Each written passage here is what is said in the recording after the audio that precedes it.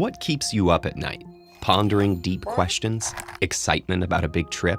Or is it stress about unfinished work, an upcoming test, or a dreaded family gathering? For many people, this stress is temporary, as its cause is quickly resolved. But what if the very thing keeping you awake was stress about losing sleep? This seemingly unsolvable loop is at the heart of insomnia, the world's most common sleep disorder.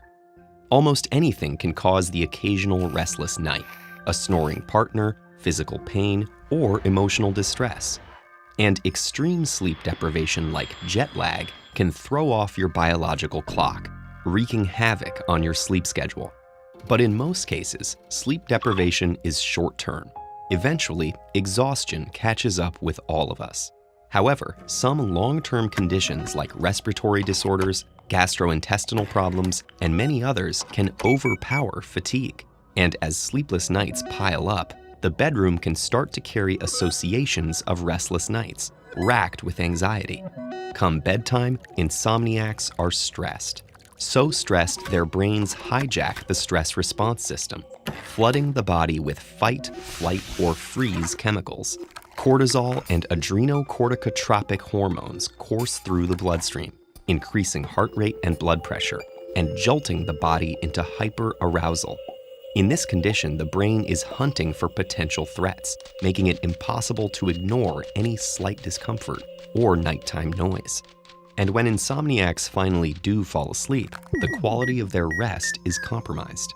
Our brain's primary source of energy is cerebral glucose, and in healthy sleep, our metabolism slows to conserve this glucose for waking hours. But PET studies show the adrenaline that prevents sleep for insomniacs also speeds up their metabolisms.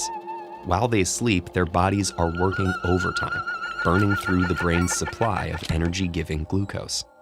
This symptom of poor sleep leaves insomniacs waking in a state of exhaustion, confusion, and stress, which starts the process all over again.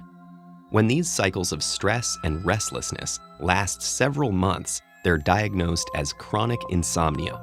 And while insomnia rarely leads to death, its chemical mechanisms are similar to anxiety attacks found in those experiencing depression and anxiety. So suffering from any one of these conditions increases your risk of experiencing the other two.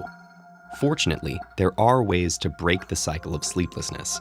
Managing the stress that leads to hyperarousal is one of our best understood treatments for insomnia, and good sleep practices can help rebuild your relationship with bedtime. Make sure your bedroom is dark and comfortably cool to minimize threats during hyperarousal. Only use your bed for sleeping, and if you're restless, leave the room and tire yourself out with relaxing activities like reading, meditating, or journaling. Regulate your metabolism by setting consistent resting and waking times to help orient your body's biological clock. This clock, or circadian rhythm, is also sensitive to light, so avoid bright lights at night to help tell your body that it's time for sleep. In addition to these practices, some doctors prescribe medication to aid sleep, but there aren't reliable medications that help in all cases.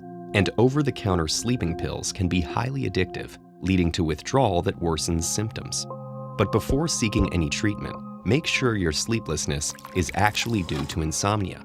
Approximately 8% of patients diagnosed with chronic insomnia are actually suffering from a less common genetic problem called delayed sleep phase disorder, or DSPD. People with DSPD have a circadian rhythm significantly longer than 24 hours, putting their sleeping habits out of sync with traditional sleeping hours. So while they have difficulty falling asleep at a typical bedtime, it's not due to increased stress. And given the opportunity, they can sleep comfortably on their own delayed schedule.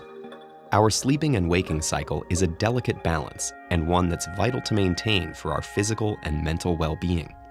For all these reasons, it's worth putting in some time and effort to sustain a stable bedtime routine. But try not to lose any sleep over it.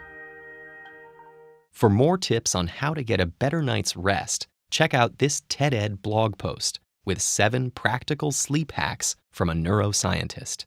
And if you want to watch more TED-Ed videos about sleep, check out this playlist.